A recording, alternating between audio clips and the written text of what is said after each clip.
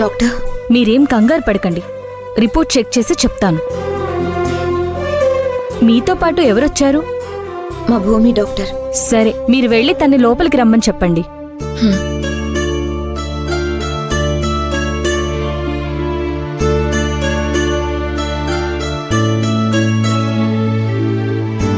Doctor, కూర్చోండి. 2 minutes అమ్మా, reports check చేస్తాను.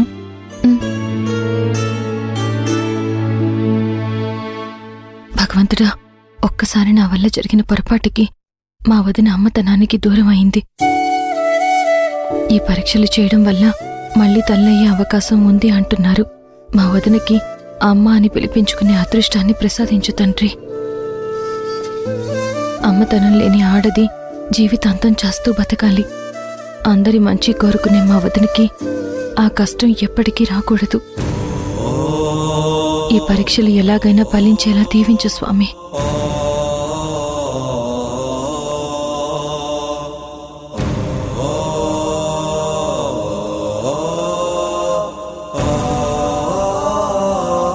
డాక్టర్ గారు, ఇప్పటికే ఇంట్లో వాళ్ళందరూ చాలా బాధపడుతున్నారు.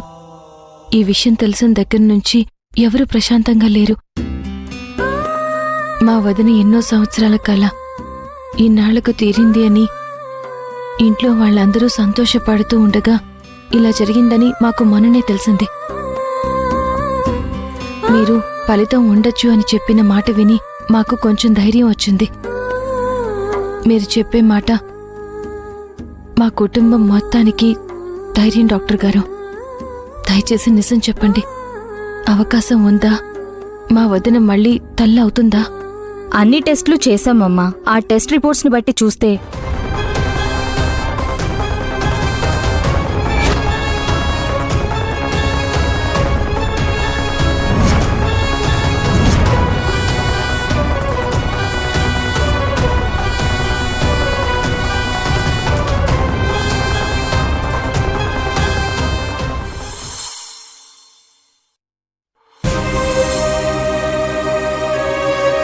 అక్క, మహా వచ్చేసారా?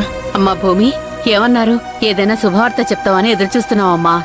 చెప్పక్క, ఏమన్నారు? అసలు డాక్టర్ నాతో ఏం చెప్పలేదు రాఘవ. భూమితో మాట్లాడారు. విషయం ఏంటని భూమి ఇంకా నాతో కూడా చెప్పలేదు.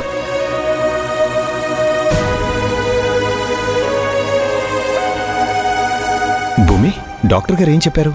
చెప్పు.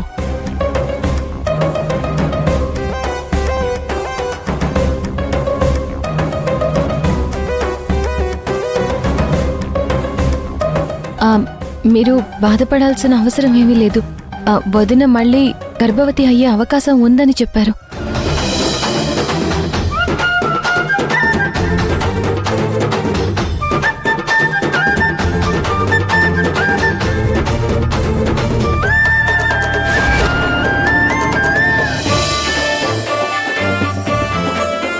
చాలా సంతోషం అక్క.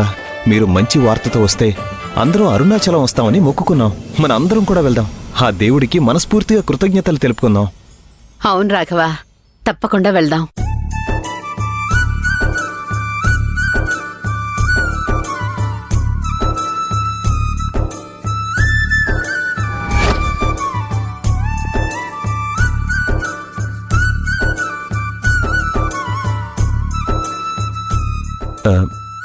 అవునక్క, హాస్పిటల్కి వెళ్ళొచ్చాక ఏదో చెప్తానన్నావు. ఏ విషయం అక్క? ఏం లేదురా, ఒకప్పుడు మన ఇల్లంటే ఆనందం తప్ప కష్టం కన్నీళ్లు ఉండేవి కావు. ఇంట్లో ఏం జరిగినా అందరం కలిసి చేసుకునేవాళ్ళం, సంతోషంగా ఉండేవాళ్ళం. కానీ ఇప్పుడు ఈ ఇంట్లో అంతకు ముందు సంతోషం లేదు. ఎవరి బాధల్లో వాళ్ళున్నారు. అందుకే నేను ఒక నిర్ణయం తీసుకున్నాను.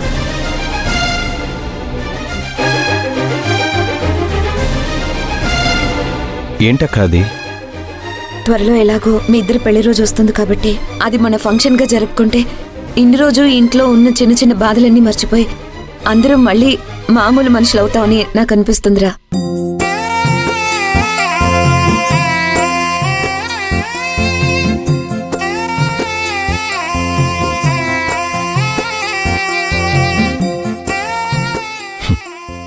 ఇప్పుడున్న పరిస్థితిలో మా పెళ్లి రోజు జరుపుకోవడం అంత అవసరం అక్క? ఇప్పుడే చేసుకోవాలరా. బాధను మరిపించేది సంతోషమేగా. ఇప్పుడున్న ఈ పరిస్థితి మారాలంటే ఈ కార్యక్రమం జరగాలి. మీ పెళ్లి రోజుతో మళ్ళీ ఇంట్లో ఆనందం మొదలవ్వాలి.